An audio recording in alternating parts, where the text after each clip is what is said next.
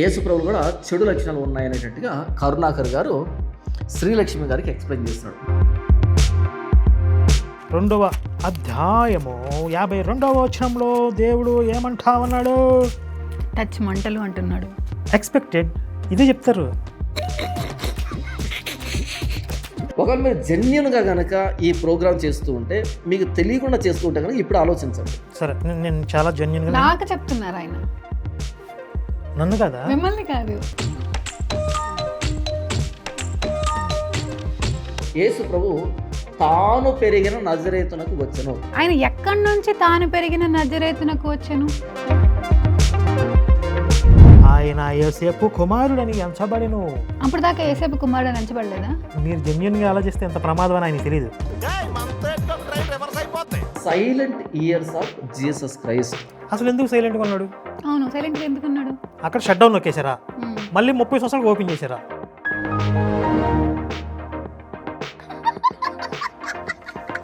యేసు అక్కడ పెరగలేదు అనే బలమైన ఆధారం ఏంటంటే, తండ్రి చచ్చిపోయిన సందర్భంలో యేసు అక్కడ లేడు, పారిపోయాడు. ఈయనకి పిచ్చి ఉందని ఎవరు చెప్పారు? ఆయనే చెప్పారు. కానీ 30 సంవత్సరాల వయసులో వాళ్ళకి ఆశ్చర్యం వేసింది. అంటే లేడు, అప్పుడు దాకా లేడు. డీకోడ్ చేసేసాం బైబిల్ని, అయిపోయింది. ఎంత అబ్నార్మల్ మెంటాలిటీ అది. అలాంటి వాడు 12 ఏళ్ళు ఎంత రెబల్గా ఉన్నాడు, 30 ఏళ్ళు వచ్చేదాకా సైలెంట్గా ఉన్నాడా జానపల్ గారు? ఏసుకైనా మారలేదు, అంజూరు చెట్టుని కాల్ చేస్తాడు కదా. అప్పుడే అలా ఉన్నాడంటే మరి ఆ వయసులో గారాబం గారెలకు వేస్తే వీపు దెబ్బలు కడిచిందంట. చిన్నప్పుడు మా నాన్న చెప్పేవాళ్ళు ఈ డైలాగ్. నాన్నగారు చెప్పారండి. మనం అడిగిన ప్రశ్నలకు సమాధానాలు అక్కడ ఉండవు. అక్కడ ఏమి రాయబడిందో దాన్ని బట్టి మనం సమాధానాలు వెతుక్కోవాలి. మనం చెప్పింది వాడు చేయడయ్యా, వాడికి వచ్చిందే చేస్తాడు. ఒక మతాన్ని తయారు చేసే క్రమంలో వాళ్ళు చేసిన మిస్టేక్స్ ఇవన్నీ బిగినర్స్ మిస్టేక్స్. ఈ పార్ట్ మీరు సరిగా ప్లానింగ్ చేసుకోలేదా? మీరు ఇద్దరు ఒకరిని చీటింగ్ చేస్తున్నాం అంటే ఎట్లుండాలా? బనీన్కి తెలియకుండా డ్రైయర్ లాగేయాలా? వాళ్ళని క్లూస్ టీమ్ అంటారు. వాళ్ళు చాలా తెలివైన వాళ్ళు, ఇంటెలిజెన్స్ వాళ్ళు. అంటే నేను ఇంత పెద్ద క్రైమ్ చేసిన వాళ్ళు మేము ఇన్వెస్టిగేషన్ చేసి పట్టుకుంటే మమ్మల్ని గౌరవించాల్సింది పోయి, నాకు షాల్వా కప్పాల్సింది పోయి, నన్ను పొగడాల్సింది పోయి, ఏంది మాటలు?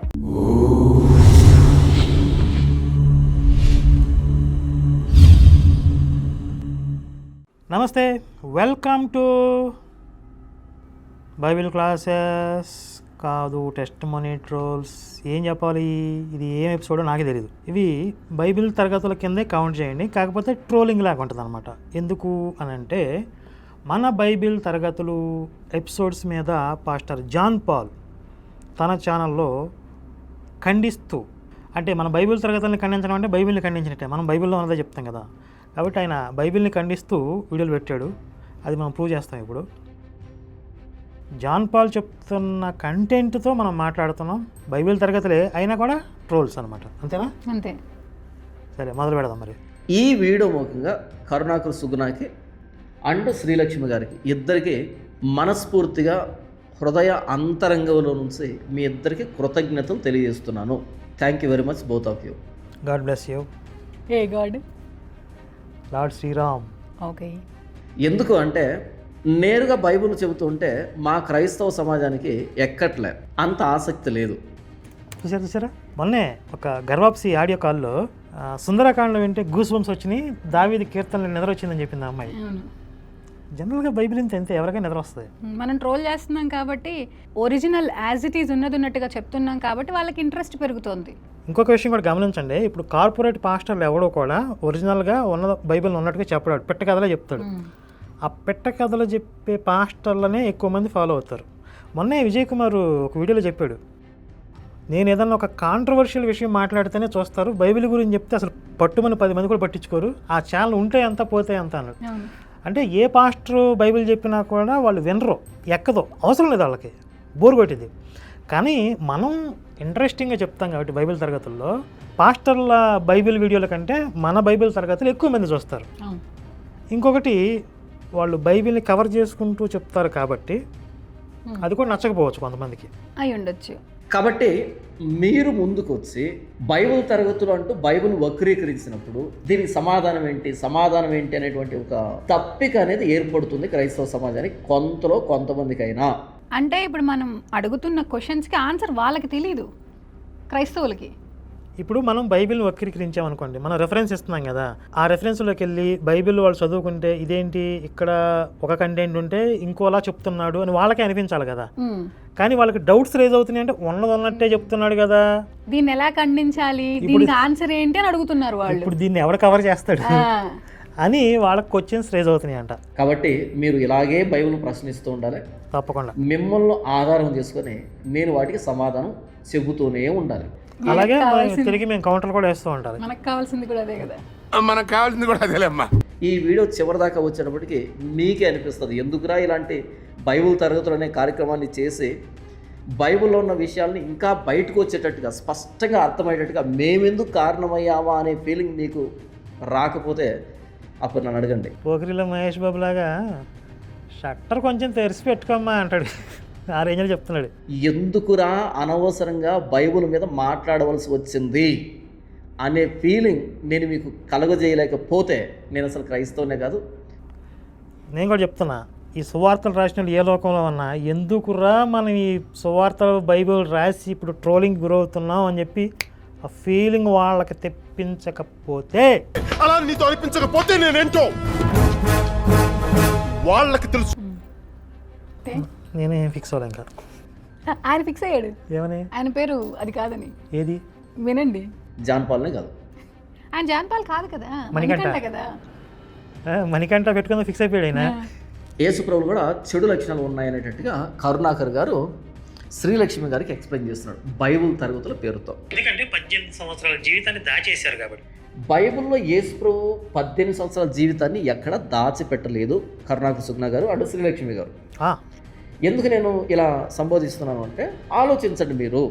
ఓకే, ఒకవేళ మీరు జెన్యున్గా కనుక ఈ ప్రోగ్రామ్ చేస్తూ ఉంటే, మీకు తెలియకుండా చేస్తూ ఉంటే కనుక ఇప్పుడు ఆలోచించండి. సరే, నేను చాలా జెన్యున్గా. నాకు చెప్తున్నారు ఆయన, నన్ను కదా, మిమ్మల్ని కాదు. నేను జెన్యున్గా, నాకు ఒకవేళ బైబిల్ తెలియకపోతే నేను మిమ్మల్ని జెన్యున్గా అడుగుతున్నట్లయితే ఇది వినండి, మీకు అర్థమవుద్ది నాకు చెప్తున్నాడు. సరే ఆలోచించండి అయితే. ఓకే, లూకా సువార్త 2వ అధ్యాయము 52వ వచనం మీరు ఒకసారి చూస్తే చూద్దాం. లూకా సువార్త 2వ అధ్యాయము 52వ వచనంలో దేవుడు ఏమంటామన్నాడు? టచ్ మంటలు అంటున్నాడు. ఎక్స్పెక్టెడ్ ఇదే చెప్తారు. 18 సంవత్సరాలకు సమాధానం ఏంటంటే, యేసు జ్ఞానమునందును వయస్సునందును దేవుని దయయందును మనుష్యుల దయయందును వర్ధిల్లుచుండెను. 18 సంవత్సరాలు ఏమైపోయాయి మనం అడిగితే సింగిల్ వర్డ్, వర్ధిల్లుచుండెను. పెరుగుతున్నాడు, వర్ధిల్లుచుండెను, పెరుగుచున్నాడు, అంతే. 18 సంవత్సరాల సమాధానం ఇదే, ఎదుగుతా ఉన్నాడు, వర్ధిల్లుచుండెను.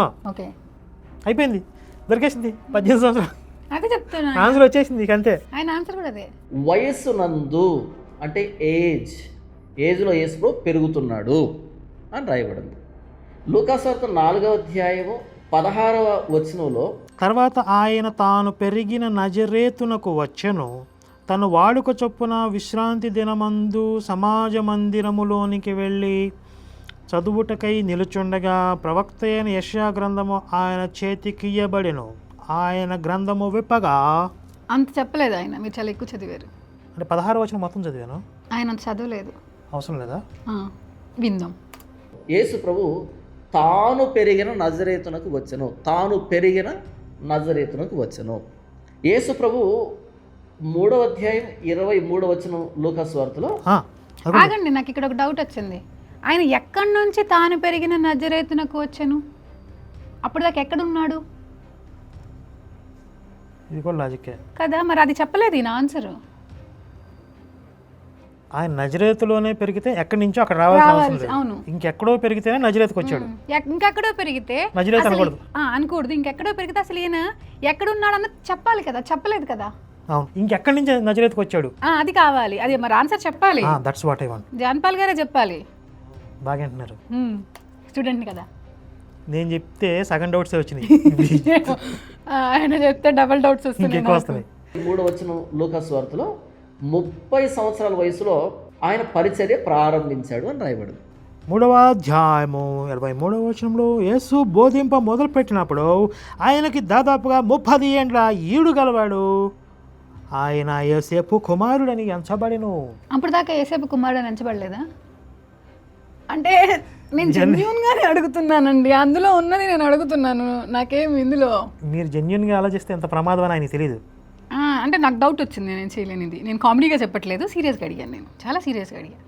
మార్కు సువార్త 6వ అధ్యాయం 6వ అధ్యాయం 3వ వచనం నుంచి మనకు రాయబడిన సందర్భం ఏంటంటే, ఇతడు యాకోబు, యోసే, యూదా, సీమోను అనువారి సహోదరుడగు వడ్లవాడు కాడా? ఇతని సోదరిమణులందరూ మనతోనున్నవారు కారా అని చెప్పుకొనుచు ఆయన విషయమై అభ్యంతరపడిరి. యేసు ప్రభు తమ్ముళ్ళు కానీ చెల్లెళ్ళు కానీ యేసు ప్రభు కానీ మనతో ఉన్నారు కదా అని సొంత గ్రామస్తులు మాట్లాడినటువంటి మాటలు. యేసు ప్రభు ఉన్నాడు కదా అని వాళ్ళు మాట్లాడలేదండి.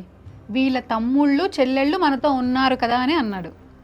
అసలు అక్కడ డౌట్ ఎందుకు వచ్చింది? ఆయన ఎక్కడి నుంచో వచ్చాడు కాబట్టి కదా. ఈయన ఎవరు అంటే వీళ్ళ తమ్ముళ్ళు మనతో ఉన్నారు కదా అని అడిగారు అని నాకు ముందు నుంచి చదువుతానండి. ఆయన అక్కడి నుండి బయలుదేరి స్వదేశమునకు రాగా ఆయన శిష్యులు ఆయన వెంబడించరు. విశ్రాంతి దినం వచ్చినప్పుడు ఆయన సమాజ మందిరములో బోధింపనారంభించెను.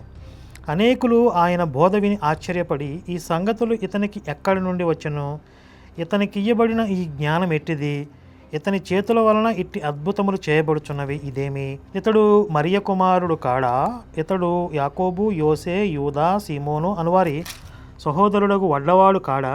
ఇక్కడ స్పష్టంగా ఇతని సోదరీమణులు, ఇతని సోదరులు మనతో ఉన్నారు కాదా అంటున్నారు తప్ప ఇతను మనతో ఉన్నాడు, యేసు చిన్నప్పటి నుంచి మనతోనే ఉన్నాడు కదా, ఇతనికి జ్ఞానం ఎలా వచ్చింది అని అనలేదు అని అనట్లే వాళ్ళు. అవును, జీవితం ఎక్కడ మిస్ అయింది, ఎప్పుడు మిస్ అయింది? మిస్ అయింది కదా. అక్కడ ఏముందో మనకు తెలియదు. అది డార్క్ ఏరియా అంటున్నాడు. ఈ 18 సంవత్సరాల ఈ టైం గ్యాప్ని సైలెంట్ ఇయర్స్ అంటారు. సైలెంట్ ఇయర్స్ అంటారు, not dark area, bright area. Silent years అని ఎవరు పేరు పెట్టారు, ఎక్కడ పెట్టారు? Silent years of Jesus Christ. అసలు ఎందుకు సైలెంట్గా ఉన్నాడు? అవును, సైలెంట్గా ఎందుకున్నాడు? వీళ్ళు ఏం చెప్తారంటే 30 సంవత్సరాలు వచ్చేదాకా ప్రవక్తగా చలామణి అవ్వటం కానీ పరిచర్య చేయటం కానీ ఆ వయసు వచ్చేదాకా వాళ్ళకి పర్మిషన్స్ ఉండవు, అంటే వాళ్ళ ఆచారం అని చెప్తారు. తప్పది. ఎందుకు తప్పది?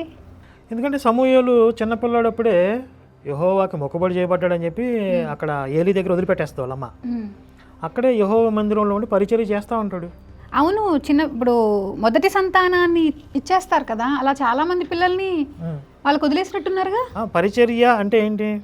ఇప్పుడు ప్రసంగాలు చేయాలంటే కొంచెం పెద్ద వయసు రావాలి, కానీ యెహోవాకి పరిచర్య చేయడానికి చిన్న వయసు నుంచి మొదలుపెట్టారు ఆల్రెడీ.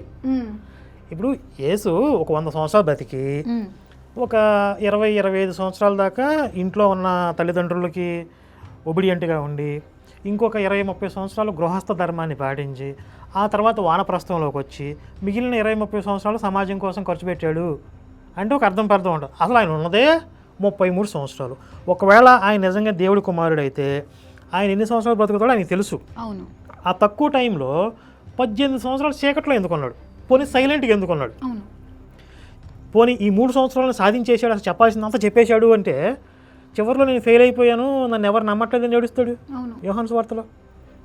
అసలు ఆయన పాపులను రక్షించటం కోసం రక్తం చిందించడానికి ఆయన వచ్చాడు, ఆయన క్లియర్గా తెలుసు. ఆ పని చేసుకుని ఆయన కంప్లీట్ చేసి వెళ్ళాడు, అంతకన్నా అవసరం ఏముంది అని అంటాడు. అదేదో 30 సంవత్సరాల తర్వాత చేసే బదులు ముందే చేసేయచ్చు కదా. 18 సంవత్సరాలకి మెచ్యూరిటీ వచ్చింది కదా. అంటే ఇప్పుడు వీళ్ళ దృష్టిలో ఏంటి, పాపం లేనివాడు పరిశుద్ధ రక్తం చిందించాలి అని కదా కాన్సెప్ట్. అది పరిశుద్ధ రక్తం అంటే సెక్స్ చేయకుండా అని, పెళ్లి చేసుకోకూడదు, సెక్స్ చేయకూడదు. సరే పెళ్లి వయసు 18-20 సంవత్సరాలకు వచ్చేస్తుంది కదా.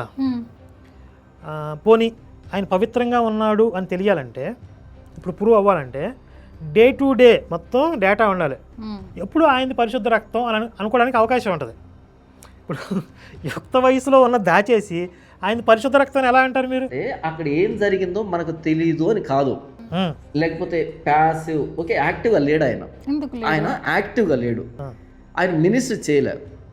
దైనందిన జీవితంలో ఒక వ్యక్తి ఎలా, దైనందిన కాదు దైనందిన, దే కింద దై, తెలుగు నేర్చుకోండి ఫస్ట్. ఒక యూదుడు ఎలా ఉంటాడో అలా ఉన్నాడు. తల్లిదండ్రులకు లోబడి దేవుని భయభక్తుల్లో సమాజంలో ఎలా ఒక పౌరుడిగా బాధ్యత కలిగినటువంటి గౌరవప్రదమైన వ్యక్తిగా ఉండాలో అలా ఉన్నాడు ఈ 18 years. ఆయన దైవ కుమారుడు అని చెప్తున్నారు కదా, అలా ఎందుకు ఉండాలి? అలా ఉండకుండా కూడా ఉండొచ్చు కదా. వీళ్ళు చెప్తున్న వెర్షన్ ప్రకారం యేసుకి 30 సంవత్సరాలు వచ్చేదాకా ఆయన దైవ కుమారుడు అనే విషయం బయలుపరచకుండా ఒక నార్మల్గా పెరిగాడు. ఆ తర్వాత టైం వచ్చినాక తనను తాను రివీల్ చేసుకున్నాడు, బోధించడం మొదలుపెట్టాడు అని చెప్తారు. కానీ మనం బైబిల్లో చూస్తే ఆయన పుట్టకముందే మరియకి ఒక దేవదూత కనపడి నీకు దైవ కుమారుడు పరిశుద్ధాత్మ వలన పుట్టబోతున్నాడు అని చెప్పి చెప్తుంది. తర్వాత ఆవిడ గర్భంతో ఉన్నప్పుడు ఈ విషయం లోకాసు వార్తలో ఉంటుంది. ఎలిజబెతు అనే తన బంధువు ఇంటికి పోతుంది ఆమెను కలవటానికి. ఆ ఎలిజబెత్ కూడా గర్భంతో ఉంటుంది. ఆ గర్భంలో ఉన్న శిశువు ఈ మేరీని చూడగానే గర్భంలో చిందులు వేసాడని ఉంటుంది. తర్వాత యేసు పుట్టిన తర్వాత సున్నతి చేయటానికి దేవాలయానికి తీసుకుపోతారు, యెరూషలేం దేవాలయానికి. అక్కడ ఒక భక్తుడు, ఒక భక్తిపరుడు ఉండి ఆయన కూడా యేసు రాకడ కోసం కనిపెట్టుకుని ఉన్నాడు. ఆ నిరీక్షణ ఫలించేటప్పటికి ఆయన కూడా ఆనందంతో స్తుతించాడు అని ఉంటుంది అక్కడ. దీనికంటే ముందు తూర్పు దేశపు జ్ఞానులు వచ్చి ఆయన పూజించారు ఆయన పుట్టినప్పుడు అని ఇంకొక చోట రాశారు. మళ్ళీ ఈయన పుట్టగానే ఆ తూర్పు దేశపు జ్ఞానుల వల్ల యూదుల రాజు పుట్టి ఉన్నాడనే విషయం తెలుసుకుని హేరోదు అనే రాజు ఈయన్ని చంపాలని చూశాడు. 2 సంవత్సరాల వయసుకు లోపున్న పిల్లలందరినీ చంపేయండి అని ఆజ్ఞ ఇచ్చాడు. అప్పుడు ఈయన తీసుకుని యోసేపు ఐగుప్తుకు పారిపోయాడు. తర్వాత మళ్ళీ అక్కడ దేవదూత యోసేపు కనబడి శిశువుని చంపాలనుకున్న వాళ్ళు చచ్చిపోయారు కాబట్టి నువ్వు యోదయకి తిరిగి వెళ్ళవచ్చు అని చెప్తే మళ్ళీ ఐగుప్తు నుంచి తిరిగి వచ్చాడు. అంటే ఇక్కడ మేరీ భర్త యోసేపు, మేరీ బంధువు ఎలిజబెతు, యెరూషలేంలో ఒక భక్తిపరుడు, వీళ్ళందరికీ ఈ దర్శనాలు లేకపోతే ఆయన గురించినటువంటి ఇన్ఫర్మేషన్ తెలుసు. వాళ్ళందరూ మాట్లాడారు, తూర్పు దేశపు జ్ఞానులు. ఇంకా 12 సంవత్సరాల వయసులో దేవాలయంలో ఆయన తర్కిస్తూ ఉంటే, బోధిస్తూ ఉంటే అక్కడ ఉన్న వాళ్ళతో, పెద్దవాళ్ళతో అది చూసి అందరూ ఆశ్చర్యపోయారు, తల్లిదండ్రులు కూడా ఆశ్చర్యపోయారు ఉంది. అంటే ఆయన ఒక సాధారణ వ్యక్తిలాగా చూపించాల. 12 సంవత్సరాల వయసు వచ్చేటప్పటికి కూడా ఎన్నో అద్భుత సంఘటనలు అనేవి చూపించారు. మరి 12 సంవత్సరాల వయసు వచ్చేటప్పుడు షట్ డౌన్ అయిపోయిందా అద్భుతాలన్నీ? అక్కడ షట్ డౌన్ నొక్కేశారా? మళ్ళీ 30 సంవత్సరాలకు ఓపెన్ చేశారా? అదే కదా. ఇప్పుడు 12 సంవత్సరాల దాకా ఆయన అద్భుతాలన్నీ అందరూ చూశారు కదా. ఆయన అసలు దేవుడి కుమారుడు అన్నదే కదా అక్కడ కాన్సెప్ట్. మరి 12 సంవత్సరాల తర్వాత నుంచి ఆయన దేవుడి కుమారుడు అని వీళ్ళు మర్చిపోయారా? అదే కదా, సమస్త విశ్వాన్ని సృష్టించినటువంటి భగవంతుడు వీళ్ళ దృష్టిలో దేవుడే కదా యేసు. అంటే కొంతమంది యేసు దేవుడు కుమారుడు అంటారు, అసలు అది కూడా కాదు, మా వాడు దేవుడు కుమారుడు కాదు, దేవుడే అని అంటున్నారు.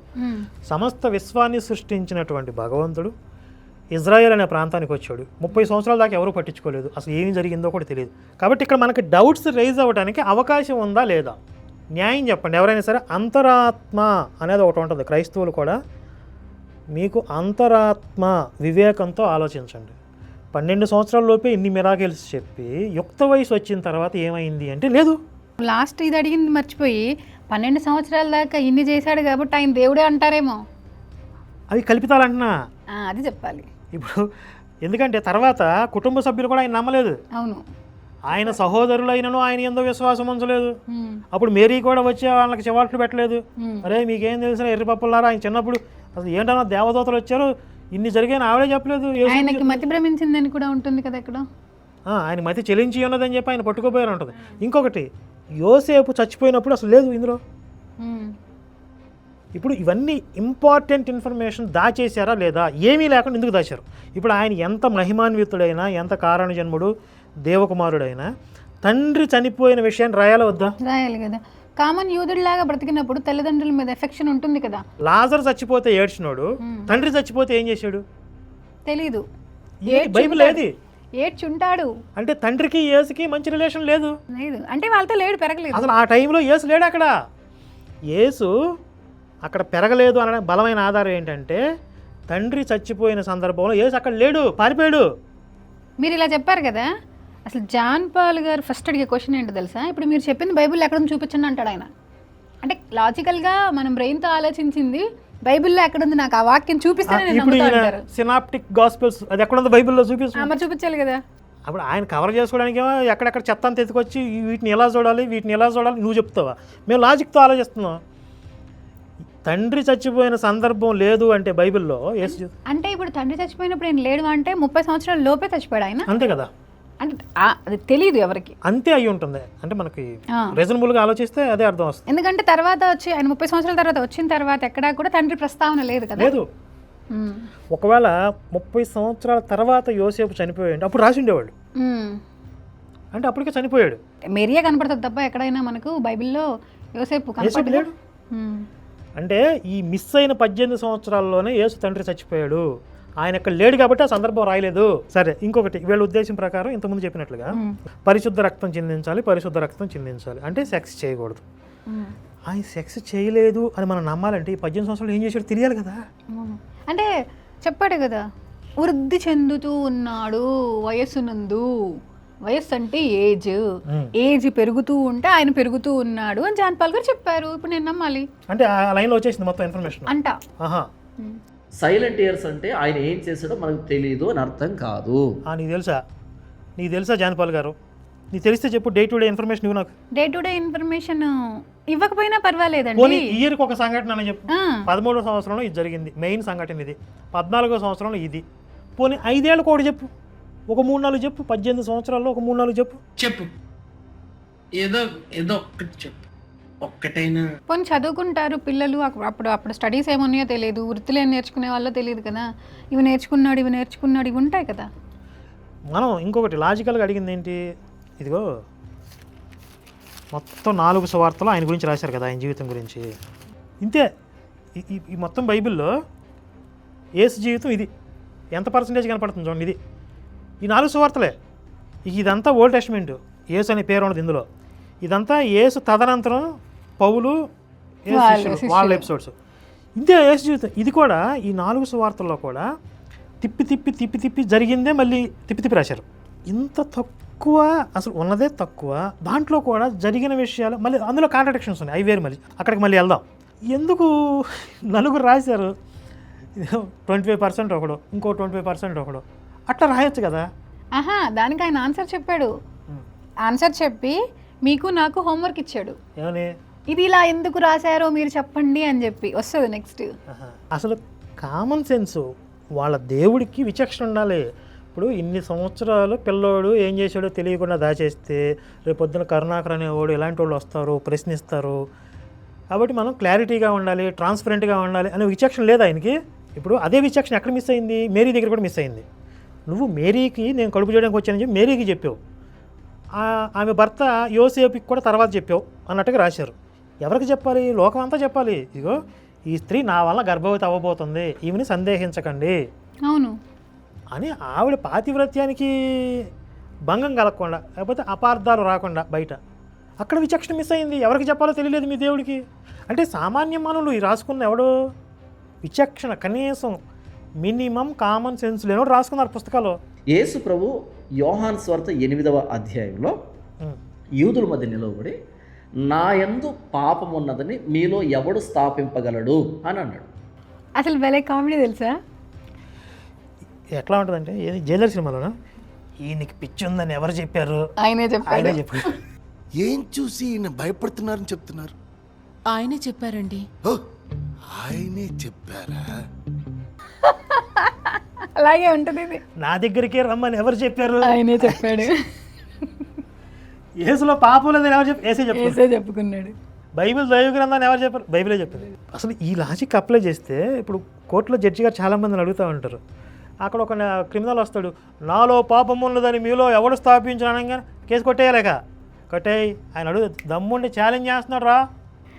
ఇప్పుడు నాలో పాపం ఉన్నదని మీలో ఎవరు స్థాపించగలరు అంటే అసలు ఆయన లేడు కదా అక్కడ, కాబట్టి ఆయన ఏం చేశాడు ఎవరికి తెలియదు. నేనేం చేశాను మీకు తెలియదు కదా అని చెప్పి ఛాలెంజ్ చేస్తున్నాడు ఆయన, అంతే కదా.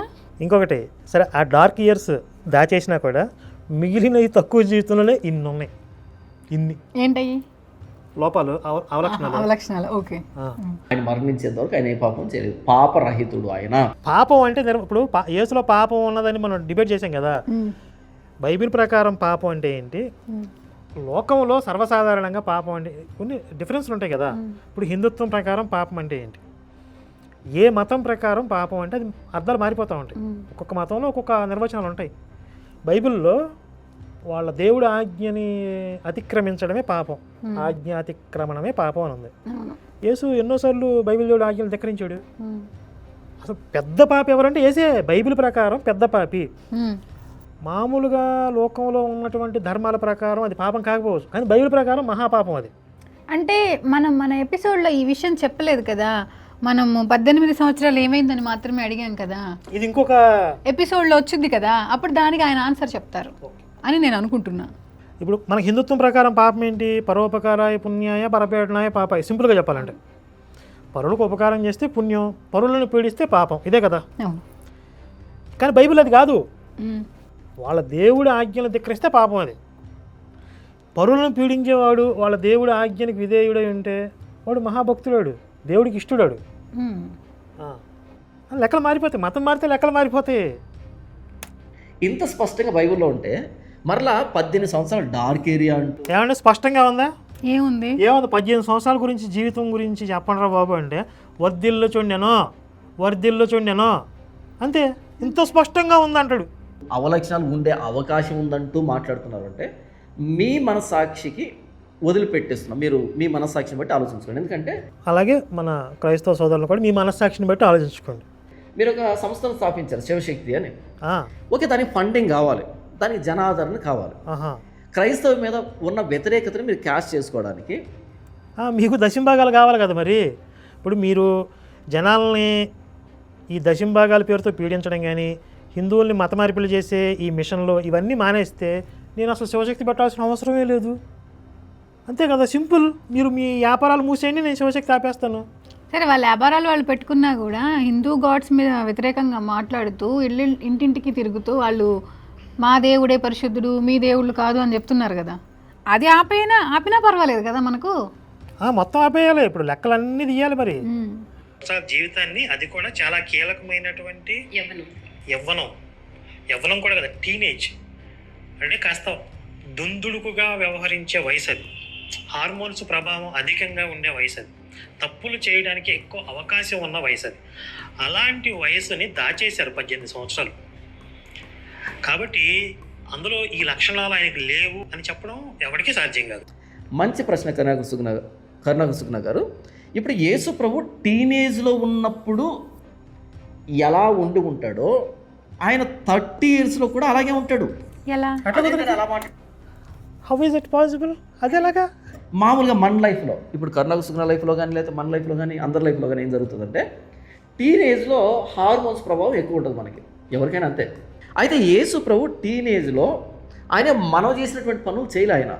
ఎందుకు అంటే లూకాసు వార్త 4వ అధ్యాయం 16వ వచనం మీరు చూస్తే, తర్వాత యేసు తాను పుట్టిన నజరేతునకు, తాను పెరిగిన నజరేతునకు వచ్చెను. తాను పెరిగిన, పుట్టిన కాదు, క్షమించండి, తాను పెరిగిన నజరేతునకు వచ్చెను. అప్పుడు తన వాడుక చొప్పున ఆయన సమాజ మందిరంలోకి వెళ్ళి ప్రవక్త అయిన యెషయా గ్రంథాన్ని చదవడానికి నిలవబడ్డాడు అని వ్రాయబడింది. ఇప్పుడు నాకు ఒకటి అర్థమైందండి. ఇక్కడ ఇప్పుడు ఆయన 12 సంవత్సరాలప్పుడు గుళ్ళోకి వెళ్ళి ఏదో ప్రశ్నలు అడిగాడు అని ఏదో ఉంటుంది కదండి. పస్కా పండుగప్పుడు ఆయన తల్లిదండ్రులు ఏటేటా యెరూషలేమునకు వెళ్ళుచుండేవారు. ఆయన 12 ఏండ్ల వాడై ఉన్నప్పుడు ఆ పండగను ఆచరించుటకై వాడుక చొప్పున వారు యెరూషలేముకు వెళ్ళిరి. ఆ దినములు తీరిన తర్వాత వారు తిరిగి వెళ్ళుచుండగా బాలుడైన యేసు యెరూషలేములో నిలిచెను. ఆయన తల్లిదండ్రులు ఆ సంగతి ఎరుగక ఆయన సమూహంలో ఉన్నాడని తలంచి ఒక దినము ప్రయాణము సాగిపోయి తమ బంధువులలోనూ నెలవైన వారిలోనూ ఆయనను వెదుకుచుండిరి. ఆయన కనబడినందున ఆయనను వెదుకుచూ యెరూషలేమునకు తిరిగి వచ్చిరి. 3 దినములైన తర్వాత ఆయన దేవాలయంలో బోధకుల మధ్య కూర్చుండి వారి మాటలను ఆలకించుచు వారిని ప్రశ్నలు అడుగుచూ ఉండగా చూచిరి. ఆయన మాటలు వినిన వారందరూ ఆయన ప్రజ్ఞకును ప్రత్యుత్తరములకును విస్మయముందిరి. ఆయన తల్లిదండ్రులు ఆయనను చూచి మిక్కిలి ఆశ్చర్యపడిరి. ఆయన తల్లి, కుమారుడా, మమ్మల్ని ఎందుకు ఇలాగూ చేసితివి? ఇదిగో నీ తండ్రియు నేను దుఃఖపడుచు నిన్ను వెదుకుచుంటిమని ఆయనతో చెప్పగా ఆయన, మీరేళ నన్ను వెదుకుచుంటిరి, నేను నా తండ్రి పనుల మీద ఉండవలెనని మీరు ఎరుగరా అని వారితో చెప్పాను. అసలు ఇక్కడ సమాధానం ఉంది. ఇప్పుడు ఆయన 30 సంవత్సరాల వయసు వచ్చేదాకా ఏం చేయకూడదు అనే రూల్స్ ఏమి లేవు. తల్లిదండ్రులతో ఏమంటున్నాడు? నేను నా తండ్రి పని మీద ఉండాలి, మీకు తెలీదా? అంటే 12 ఏళ్ల వయసులోనే ఆ పని ఆయన చేస్తున్నాడు. అయితే ఇప్పుడు ఏం చెప్పింది దానికి నాకు వచ్చిన ఇదేంటి అంటే 12 ఏళ్ల వయసులో ఆయన దేవాలయానికి వెళ్ళి అక్కడ వాళ్ళతో ప్రశ్నోత్తరాలు జరిపాడు. అది ఎక్కడ? యెరూషలేంలో ఆ గుళ్ళోకి వెళ్ళి చదవటమో ఏవో చేయటమో చేశాడు. తర్వాత తిరిగి వచ్చాక కూడా ఆయన డైరెక్ట్గా మళ్ళీ ఆ గుడికి వెళ్ళి అక్కడికి వెళ్ళి చదవటం ప్రారంభించాడు. వాడుక చొప్పున అంటే 12 ఏళ్ల క్రితం తనేది చేశాడో 30 ఏళ్ళ తర్వాత తిరిగి వచ్చాక కూడా వాడుక చొప్పున అని రాశారు వీళ్ళు. అంటే యెరూషలేములో ఎలా అయితే సమాజ మందిరంలో కూర్చుని వాళ్ళతో అక్కడ తర్కిస్తూ ప్రశ్నిస్తూ ఉన్నాడో, ఈయన 12 ఏళ్ళు దాకా ఎక్కడైతే పెరిగాడు నజరేత్లో అక్కడ కూడా అదే పని చేసి ఉంటాడు. సరే, ఒకవేళ ఇతను చెప్తున్న వెర్షన్లో 12 సంవత్సరాల వరకే కాదు, అక్కడి నుంచి 30 సంవత్సరాల వయసు వచ్చే వరకు కూడా వాళ్ళు వారానికి ఒకసారి అక్కడ కూర్చుంటారు సమాజ మందిరంలో.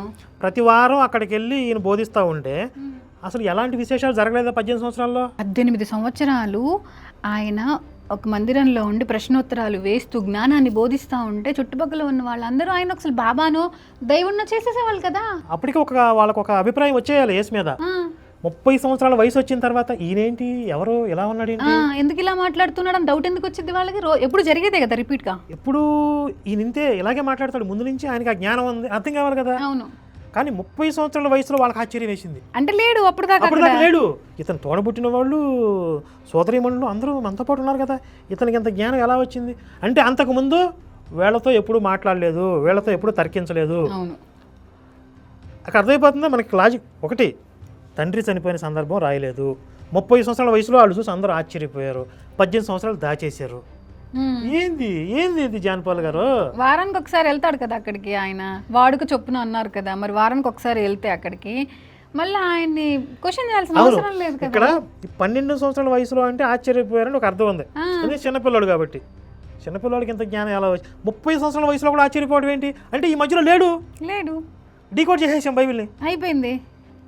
జాన్ పాల్ గారు మీకు అసలు ఒక హిస్టరీ క్రియేట్ చేశారు, మీకు అర్థం కావట్లేదు ఇప్పుడు. అంటే 30 సంవత్సరాలు, ఈ 18 ఏళ్ళు 30 సంవత్సరాలు వచ్చేదాకా ఆయన ఏ హిమాలయాస్లోనో లేదంటే ఏ పర్వతాల మీదనో ఋషుల దగ్గర ఎవరి దగ్గర జ్ఞానాన్ని పొంది మళ్ళీ తిరిగి వచ్చి కొత్తగా మాట్లాడుతూ ఉంటే వాళ్ళు ఆశ్చర్యపోయారు అని నాకు అర్థమైంది. ఇప్పుడు ఇక్కడ పోలీస్ ఇన్వెస్టిగేషన్ అంటే ఏంటో తెలుసుకోండి. క్లూస్ ఉంటాయి. ఇప్పుడు క్రైమ్ చేసినోడు ఆధారాలను చెరిపేస్తాడు. ఆయన అదే చెప్పారు, నెక్స్ట్ ఆయనే అది చెప్పారు. అవునా? అయితే చూద్దాం. తన వాడుక, ఆయన హ్యాబిట్ ఏంటంటే విశ్రాంతి దినాన సమాజ మందిరంలోకి వెళ్ళి నిలవబడి చదవడం. మరి 30 ఏళ్ల వయసులో ఎందుకు ఆశ్చర్యపోయారు వాళ్ళు? వాడుక చొప్పున అంటే ఆయన ఎప్పుడు రెగ్యులర్ యాక్టివిటీ అది. మరి ఎక్కడి నుంచి వచ్చాడు రెగ్యులర్ యాక్టివిటీ చేయటానికి? రెగ్యులర్ యాక్టివిటీ ఎందుకు ఆశ్చర్యపోయారు? ఇక్కడ మనకి చాలా కీలకమైన పాయింట్. నా తండ్రి పనిలో మీద ఉండాలని మీకు తెలియదని 12 ఏళ్ల వయసుకే అన్నాడంటే 30 ఏళ్ళు వచ్చేదాకా సైలెంట్గా ఉంటాడా? ఉండకూడదు కదా. ఎందుకు సైలెంట్గా ఉన్నాడు? ఆయన తండ్రి పని మీద 12 ఏళ్ల వయసులోనే ఆయన స్టార్ట్ చేసినప్పుడు 18 సంవత్సరాలు టైం వేస్ట్ చేశాడు. ఎంత మందిని కాపాడొచ్చు ఈ గ్యాప్ లో? మేరీ కూడా అడగాలి కదా అక్కడ, అదేంటి కొడుకు నీకు చిన్న వయసే కదా, 30 ఏళ్ళు రావాలి కదా మన యూదుల ఆచారం ప్రకారం, నువ్వు అప్పుడే నీ తండ్రి పనులు అంటావు, పరిచర్యలు అంటావు, దేవుడు అంటావు, ఇదేంటి చిన్నపిల్లడు కదా అలా ఆవిడ. ఇక్కడ ఇంకొక విషయం కూడా గమనించాడు. అక్కడ యోసేపు కూడా బాధపడ్డాడు పాపం. అంటే తన కుమారుడు కాదు అనే విషయం ఆయనకు తెలిసిన, సరే మీ లెక్కలో పరిశుద్ధాత్మ కుమారుడు అనుకోండి, అయినా పెంచిన మమకారం, పెంచిన ఒక బాండింగ్ ఏర్పడుతుంది కదా. యోసేపు కూడా యేసు మీద కొంచెం ప్రాణాలు పెట్టుకున్నాడు, మమకారంతో ఉన్నాడు. అలాంటి తండ్రి చనిపోతే తనకి పుట్టకపోయినా బాధ్యత తీసుకుని అంత జాగ్రత్తగా పెంచి పెద్ద చేసిన తండ్రి చనిపోతే యేసు బాధ్యత లేనివాడిలాగా ఎందుకుంటాడు? నాకు ఇక్కడ ఇంకొక డౌట్ వచ్చిందండి. ఇప్పుడు 12 ఏళ్ల వయసులో ఆయన సమాజ మందిరంలోకి వెళ్ళి అక్కడికి వెళ్ళి ప్రశ్నిస్తూ ఉన్నాడు కదా, ఎక్కడ పడితే అక్కడికి ఇలా వెళ్ళి మమ్మల్ని బాధ పెడుతున్నావు నువ్వు అని వాళ్ళు అన్నారు కదా. ఇక్కడే ఉంచితే ఈయన ఇలాంటి పనులన్నీ చేస్తూ ఉంటాడు కాబట్టి ఎక్కడికైనా పంపించేద్దాం అని చెప్పి వీళ్ళే పంపించారేమో. ఒక పర్స్పెక్టివ్ ఏంటి అంటే, ఈయన మేరీకి యోసేపుకి పుట్టలేదు, మేరీ తప్పు చేయడం వల్ల పుట్టాడు అనే ఒక ప్రచారం, ఒక అభిప్రాయం ఉంది అక్కడ ఆ రోజు యూదుల్లో. వాళ్ళ సూటిపోటి మాటలు తట్టుకోలేక అక్కడి నుంచి వెళ్ళిపోయాడు. అంటే ఇంట్లో నుంచి పారిపోయాడా? వెళ్ళిపోయాడు. అంటే ఆయనకి స్వతహాగా ఒక టైప్ ఆఫ్ మెంటాలిటీ ఏంటి, నేను మామూలుని కాదు, నేనేదో ఒక కారణ జన్మ, చిన్నప్పటి నుంచి ఒక ట్రాన్స్లో ఉండేవాడు ఆయన. ఇప్పుడు ఏదైనా ఒక తీవ్రమైనటువంటి ఆలోచన విధానం అనేది సడన్గా రాదు, 30 ఏళ్ళ వయసులో రాదు, చిన్నప్పటి నుంచి దానికి బీజాలు ఉంటాయి. కాబట్టి చిన్నప్పటి నుంచి ఆధ్యాత్మికత వైపుకి యేసు ఎక్కువ ఇంట్రెస్ట్ చూపించేవాడు. నేను మామూలుని కాదు, దేవుడు కుమారుడిని, నాలో దైవత్వం ఉంది, నేను కారణ జన్మ, ఎలాంటి భావనలు ఆయనలో ఉండేవి. కాబట్టి నా జన్మకి పరమార్థం ఏంటి, నేను ఒక సాధారణ వ్యక్తిలా పుట్టి చనిపోయేవాడిని కాదు, నేను ఏదో సాధించాలి, ఏదో చేయాలి, అప్పుడు ఇశ్రాయేలీలకి ఒక రాజు రావాలని ఎదురు చూస్తాను, నేనే ఆ రాజుని అనే ఒక ఫీలింగ్లో కూడా ఉండేవాడు ఆయన. కాబట్టి ఈయన సాధారణంగా ఒక తల్లిదండ్రులకు లోబడే క్యారెక్టర్ కాదు అసలు. అంటే రూల్స్కి ఒబిడియంట్గా ఉండేవాడు కాదు. 30 ఏళ్ళు వచ్చేదాకా ఒద్దిగ్గా ఉంటాడా? 12 ఏళ్ళకి ఎంత రెబల్గా ఉంటే వాళ్ళ దగ్గరికి వెళ్ళి క్వశ్చన్స్ అడుగుతూ ఉండేవాడు కదా. అసలు 3 రోజులు తల్లిదండ్రులు దూరం అయిపోతే ఏడవకుండా ఆడు కూర్చుని వాళ్ళతో ఇదేంటి అని మాట్లాడుతున్నాడంటే ఎంత అబ్నార్మల్ మెంటాలిటీ అది. అలాంటి వాడు 12 ఏళ్ళు ఎంత రెబల్గా ఉన్నాడు, 30 ఏళ్ళు వచ్చేదాకా సైలెంట్గా ఉన్నాడా జానపల్ గారు? అదే కదా, ఇలాంటివి ఇంకా చాలా పనులు చేసి ఉంటాడు కదా. అంటే తప్పుగా కాదు, మంచిగానే ప్రశ్నలు అడగడం. నేను ఒక రెబల్ మెంటాలిటీ అని చెప్తున్నా. యేసు ఒక పొందికగా ఒద్దికగా ఒబిడియంట్గా ఉండే మనస్తత్వం కాదు. సరేనండి, ఇప్పుడు మీరు అన్నట్టుగా ఆయన అప్పుడు ఆధ్యాత్మికత భావనతో వెళ్ళిపోయాడు అనుకుందాం. మరి మేరీ అను యోసేపు వెతకలేదు ఆయన్ని? వదిలేసి ఎన్నాళ్ళు వెతుకుతారు? వెతికి వదిలేశారు. పేపర్లో ప్రకటించారు, అప్పట్లో లేవు కదా పేపర్, కనబడట్లేదు. ఏదో వాళ్ళు పోస్టర్లు వేసారు అనుకోండి. అంటే ఏదో ఒక ప్రయత్నం చేస్తారు, వాళ్ళ చేతులు, వాళ్ళు మానవ మాత్రులు ఏం చేస్తారు, వదిలేస్తారు. ఆయన చిన్నప్పటి నుంచి డివోటెడ్గా ఉన్నాడు. అదేనని చెప్తుంది. ఆయనలో ఆధ్యాత్మికత, ఒక రెబల్ మెంటాలిటీ ఎక్కువ. అలాగే 30 సంవత్సరాల వయసులో కూడా ఒక కానాలో పెళ్లి విందు దగ్గర కూడా ఇక్కడ పెళ్లివారి అంట ద్రాక్షారసం అయిపోయింది అని చెప్పి యేసు చెప్తే, నా టైం ఇంకా రాలేదు, నువ్వు ఎందుకు నన్ను కంగారు పెడుతున్నావు అంటాడు వచ్చి. అసలు సాత్వికంగా సమాధానం చెప్పడైనా ఎవరికి కూడా, ఈయనతో మాట్లాడితే అసలు ఏమైద్దో అనే భయంతో ఉంటారు అందరూ. మరి అలాంటి మెంటాలిటీ ఉన్నాడు. 13 సంవత్సరాల నుంచి ఇంకా అగ్రెసివ్గా అయిపోతాడు కదా. 30 దాకా డేంజరస్ ఏజ్ అది. 13 సంవత్సరాల నుంచి 30 సంవత్సరాలకు ఒక మెచ్యూరిటీ వస్తుంది. అంటే ప్రతి ఒక్కళ్ళ జీవితంలో కూడా, మన జీవితంలో కూడా 30 సంవత్సరాలకి ముందు మన ఆలోచన విధానం ఒకలా ఉంటుంది. ముఖ్యంగా టీనేజ్లో మన ఆలోచన విధానం ఒకలా ఉంటుంది. 30 సంవత్సరాలకు కొంచెం కూల్ అవుతారు, నిజం చెప్పాలి. కొంచెం మెచ్యూరిటీ లెవెల్స్ పెరుగుతూ ఉంటాయి. మనకి ఏదో రావు రమేష్ చెప్తాడు కదా, మగవాళ్ళు అయితే అటు ఐశ్వర్య రాయ్ వచ్చినా ఒప్పుకోడు, ఇటు హృతిక్ రోషన్ వచ్చినా ఒప్పుకోరు. ఇక్కడ ఒక హృతిక్ రోషన్ దొరికినా, అక్కడ ఒక ఐశ్వర్య రాయ్ దొరికినా ఇంకా బాగుండాలనిపిస్తుంది. అదే ఇక్కడ ఎవరితో వస్తే దాన్నే చేసుకోవాలి, ఎవడొస్తే ఆడనే చేసుకోవాలి. అంటే ఆలోచన విధానం మారుద్ది కదా. ఏసుకైనా మారలేదు, అంజూర్ చెట్టుని కాల్ చేస్తాడు కదా. అప్పుడే అలా ఉన్నాడంటే మరి ఇంకెలా ఆ వయసులో ఒకవేళ అలా లేకపోతే యేసు ప్రభు, నా యందు పాపం ఉన్నదని మీలో ఎవడు ఈ రొట్ట డైలాగ్స్ ఈ 2-3 తప్ప ఇక ఏమీ చేత కదా వీళ్ళకి స్థాపింపగలడు అనే మాట యేసు చెప్పలేడు. సింపుల్ కూడా చెప్పినారా, జానపాలు చెట్టుని తగలబెట్టాడు కదా, అది కూడా పాపమే. నీకు తెలియదేమో, పచ్చని చెట్టుని ఉత్తి పుణ్యాన్ని తగలబెట్టాడు కదా, అది కూడా మహాపాపం తెలుసా నీకు? దేవుడి కుమారుడు ఆయన, ఏమైనా చేయొచ్చు అని వాళ్ళ ఫీలింగ్. గారాబం గారెలు కడిస్తే వీపు దెబ్బలు కడిచిందంట. చిన్నప్పుడు మా నాన్న చెప్పేవాళ్ళు ఈ డైలాగు. నాన్నగారు చెప్పారండి. ఇక్కడ ఉన్నాడు, ఇక్కడ తిరిగాడు, ఈ పనులు చేశాడు, ఇందులో ఎక్కడా కూడా ఆయన ఈ పనులు చేయలేదు అని మీరు ఆధారపూరితంగా రుజువు చేస్తే అప్పుడు మాట్లాడడానికి అవకాశం ఉంటుంది. ఆయన ఇక్కడ తిరిగాడు, ఇక్కడ చేశాడు, అక్కడ చేశాడని మనం ఆధారపూర్వకంగా చెప్పాలంట. ఇది ఆధారం కాదా? దేవుని దయందు, మనుషుల దయందు, దేవుడి దయందు, మనుషుల దయందు వృద్ధి చెందుతూ వచ్చాడు అన్నది ఆధారం అంట. వీళ్ళని బాగు చేయడానికి అంటే ఎక్కడి నుంచి ఔషధాలు తేవాలంటారు? ఏదైనా వనమూలికలు ఎక్కడ దొరుకుతాయి? చాట్‌జీపీటీని అడగండి. ఒక రిలీజియస్ టెక్స్ట్ని మనం తీసుకున్నప్పుడు, దాన్ని మనం వ్యాఖ్యానిస్తున్నప్పుడు, దాంట్లో ఏమి వ్రాయబడ్డాయో అని ప్రామాణికంగా తీసుకుని వాటిని మనం వ్యాఖ్యానిస్తాం. నేను ప్రామాణికంగా తీసుకుని మాట్లాడుతుంది ఇవన్నీ. ఇప్పుడు ఇన్ని ఆధారాలు, ఇన్ని లాజిక్లు, ఇన్ని ప్రమాణాలు నేను తీసుకునే కదా మాట్లాడుతుంది. మనం అడిగిన ప్రశ్నలకు సమాధానాలు అక్కడ ఉండవు. అక్కడ ఏమి రాయబడిందో దాన్ని బట్టి మనం సమాధానాలు వెతుక్కోవాలి. ఇప్పుడు ప్రపంచంలో ఉన్న వాళ్ళందరినీ మీ మతంలోకి మార్చేయాలి, కానీ అక్కడ వివరంగా ఉండదు, లాజిక్ ఉండదు, హేతుబద్ధంగా ఉండదు, తలాతోక ఉండదు, కానీ నమ్మేయాలి, గుడ్డిగా నమ్మేయాలి. ఇప్పుడు సామాన్య మానవులకు అర్థమయ్యేలాగా ఉండాలి కదా, అలా ఉండకుండా వాళ్ళు చెప్పింది మనం వినాలి అంతే. ఎలా? అసలు ఇంకోటి, యేసు రహస్యంగా మాట్లాడుతూ ఉంటాడు, అర్థం కాకుండా మాట్లాడతానని ఆయన చెప్తాడు. ఎందుకంటే మనం ఎందుకంటే అన్నాడు చూసారు. కాబట్టి మనకు అనుకూలంగా ఉండేదానికి అక్కడ ఏముందో దాన్ని బట్టి మనం అర్థం చేసుకుంటాం. ఉదాహరణకి ఎక్కడైనా ఒక మర్డర్ జరిగిందనుకో, ఆ మర్డర్ స్పాట్లోకి మనం వెళ్ళగానే ఆ హత్య చేసిన వ్యక్తి 10x10 ఒక ఫోటోని అక్కడ వదిలిపెట్టి వెళ్ళిపోడు, నేనే చేశాను అనేటట్టుగా. హే, ఇతనండి మన భాష మాట్లాడుతున్నాడు. నేను ఇందా చెప్పా కదా నెక్స్ట్ అదే స్టోరీ చెప్తారని. ఇది నేను కదా చెప్పింది, మన వర్షన్ కదా ఇది. అవును, ఆయన దీన్ని దానికి చెప్తాడు, కానీ అది సరిపోదు. సరే, బాగుంది, ఇంట్రెస్టింగ్. కొన్ని చిన్న చిన్న ఆధారాలు ఉంటాయి, కొన్ని వదిలిపెట్టేస్తాడు. వాటిని తీసుకొని క్లూస్ టీము వాటిని బట్టి ఎవడు మర్డర్ చేస్తాడు వాడిని కనిపెడతాడు. యేసుని దేవుడిగా చేయడం, ఒక కొత్త మతాన్ని స్టార్ట్ చేయడం, ఇది క్రైమ్. ఈ క్రైమ్ చేసినోడు నేను ఫేక్ చేశాను, నేను దొంగరాతలు రాశాను అని చెప్పి ఆడేం బోర్డు పెట్టడు కదా. వాడు ఒక కొత్త మతాన్ని తయారు చేసే క్రమంలో కొన్ని లోపాలు చేస్తాడు, ఎక్కడో కొన్ని లాజిక్ లేకుండా క్లూస్ ఇస్తాడు. ఎక్కడెక్కడ క్లూస్ వదిలేరు వీళ్ళు. తండ్రి చనిపోయిన సందర్భం రాయలేదు, 18 సంవత్సరాల జీవితం ఎత్తేసారు, 12 సంవత్సరాలకి మిరాకిల్స్ చేశాడు అన్నారు, తర్వాత మాయమైపోయాడు. కాబట్టి ఇవన్నీ ఏంటి, ఇవన్నీ క్లూస్ కదా. అంటే ఒక మతాన్ని తయారు చేసే క్రమంలో వాళ్ళు చేసిన మిస్టేక్స్, ఇవన్నీ బిగినర్స్ మిస్టేక్స్. ఈ పార్ట్ మీరు సరిగా ప్లానింగ్ చేసుకోలేదా మీరిద్దరు? ఒకరిని చీటింగ్ చేస్తున్నాం అంటే ఎట్లుండాలా? బనీన్కి తెలియకుండా డ్రైయర్ లాగేయాలా? వాళ్ళని క్లూస్ టీమ్ అంటారు. వాళ్ళు చాలా తెలివైన వాళ్ళు, ఇంటెలిజెన్స్ వాళ్ళు. అంటే నేను 10x10 ఫోటో వదిలిపెట్టానుకో మనం కొత్తగా వెతికేదామంటే తెలివే ఉండదు, అక్కడే ఉంది కదా ఫోటో. ఇక్కడ ఫోటో పెట్టుంటే దొరికిపోద్ది అని అన్నారు కదా, మరి నీట్గా బైబిల్లో క్లియర్గా అర్థమయ్యేలాగా రాస్తే అక్కడే ఉంటుంది కదా, ఎవరికి డౌట్లు రావు కదా.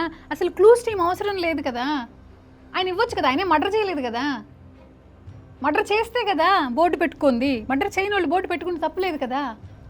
క్లూస్ ఎత్తుక్కొని దాన్ని డీకోడ్ చేసుకొని చాలా ఇంటెలిజెంట్ ఇన్వెస్టిగేషన్స్ చేయాలి అంటే సామాన్య పీపుల్ చేయలేరు కదా. నాకు విజయ్ కుమార్కి ఒకసారి డిబేట్ జరిగింది. ఆ విజయ్ కుమార్కి నాకు జరిగిన డిబేట్లో క్రిస్టియన్, అతని పేరు ఏదో మర్చిపోయాను, ఆయన మధ్యవర్తిగా ఉన్నాడు. డిబేట్ ఏంటి, బైబిల్ ఆధారంగా యెహోవా కల్పిత పాత్ర. యెహోవా కల్పిత పాత్ర అని ఎలా రుజువు చేస్తాం? ఇదిగో మోషే అనేవాడు తయారు చేసాడు, ఇక్కడ లాజిక్ లేదు, మాటలు మారుస్తున్నాడు, ఎస్కేప్ అవుతున్నాడు, సమాధానాలు, ఇవన్నీ ఎక్స్ప్లెయిన్ చేస్తుంటే అవన్నీ కాదండి, యెహోవా కల్పిత పాత్రని బైబిల్లో ఎక్కడ ఉంది, ఎక్కడ రాసింది అంటాడు. జాన్ పాల్ గారు కూడా అదే అడిగారు మొన్న. మరి ఇప్పుడు క్లూస్ వదిలేరు కదా, క్లూస్ ఎత్తుక్కోమన్నారు. బైబిల్లో ఏంటంటే అక్షరబద్ధంగా రాసి ఉన్నది కాదు. ఈ పేజీ చదివితే దీంట్లో మనం డిటెక్టివ్ ఆలోచిస్తున్నాం, ఇది ఓహో ఇలా రాశాడు అంటే ఇక్కడ ఏంటి, ఇక్కడ లాజిక్ లేదు, ఇక్కడ మ్యాచ్ అవ్వట్లేదు. ఈ పేజీలో ఒకటి రాశాడు, ఈ పేజీలో ఒకటి రాశాడు, అంటే ఏదో దాస్తున్నాడు, ఏదో తప్పు చెప్తున్నాడు. లైట్ డిటెక్టర్ పెడతారు కదా, ఎందుకు పెడతారు? వాడు అబద్ధం చెప్తుంటే వాడి పల్స్ రేటు నార్మల్గా ఉండదు, గాబరా పడతాడు, చెమటలు పడతాయి, ఒళ్ళు టెంపరేచర్ తగ్గిద్ది, ఇవన్నీ రీడ్ చేస్తుంది శరీరాన్ని. కాబట్టి అబద్ధం వాళ్ళు కాన్ఫిడెంట్గా చెప్పినంత మాత్రాన దాన్ని ప్రామాణికంగా ఎలా తీసుకుంటారు? టెస్ట్ చేయాలి, లైట్ డిటెక్టర్ టెస్ట్ చేయాలి. ఇప్పుడు వాళ్ళు చేసింది పెద్ద క్రైమ్, చరిత్రలో జరిగిన అతిపెద్ద స్కామ్ ఏంటంటే క్రైస్తవ మతం, అతిపెద్ద కుంభకోణం ఇది. దీనిని మించిన స్కామే లేదు లోకంలో అసలు ఇంతవరకు. ఇంత పెద్ద క్రైమ్ చేసిన వాళ్ళు మేము ఇన్వెస్టిగేషన్ చేసి పట్టుకుంటే మమ్మల్ని గౌరవించాల్సింది పోయి, నాకు షాల్వా కప్పాల్సింది పోయి, నన్ను పొగడాల్సింది పోయి, ఏంది మాటలు? మళ్ళీ రివర్స్లో దాన్ని ఆయన చెప్తున్నారేంటి? వాళ్ళు ఏమైనా బోర్డు పెట్టుకుంటారా అని? క్రైమ్ చేసినప్పుడు బోర్డు పెట్టుకుంటారు, నిజమే కదా. ఇప్పుడు క్రైమ్ చేసినప్పుడు బోర్డు పెట్టుకుంటారా? పెట్టుకోరు కదా. ఫేక్ మతాన్ని తయారు చేస్తున్నామని చెప్పి వాళ్ళు బోర్డు పెట్టుకుంటారా? పెట్టుకోరు కదా. ఫోటోలు దిగుతారు. ఇది ఓవరాల్గా మన ఇన్వెస్టిగేషన్లో ఇన్ని రహస్యాలు బయటికి రావడం అంటే ఇంతకు ముందు కనిపెట్టిన విషయాలే కాకుండా ఇంకా సరికొత్తగా మరిన్ని విషయాలను వెలికి తీయడానికి ఇక జాన్ పాల్ గారు మన బైబిల్ తరగతుల మీద చేసినటువంటి కౌంటర్ వల్ల ఈ అవకాశం దొరికింది. అంటే అసలు మేము బైబిల్ తరగతులు ఎందుకు చేశామా అని అనుకోకపోతే నా పేరు మార్చుకుంటా అన్నారు ఆయన. అసలు దానికి కౌంటర్ ఎందుకు చేసినని ఈ వీడియో రిలీజ్ అయిన రాత్రి ఆయన కూర్చొని బాధపడతాడు. ఇంకొన్ని ఆధారాలు ప్రజలందరి ముందు పెట్టి ఈ నేరస్తుల నగ్న స్వరూపాన్ని, నిజ స్వరూపాన్ని అందరికీ చూపించకపోతే నా పేరు కరుణాకరుడే కాదు.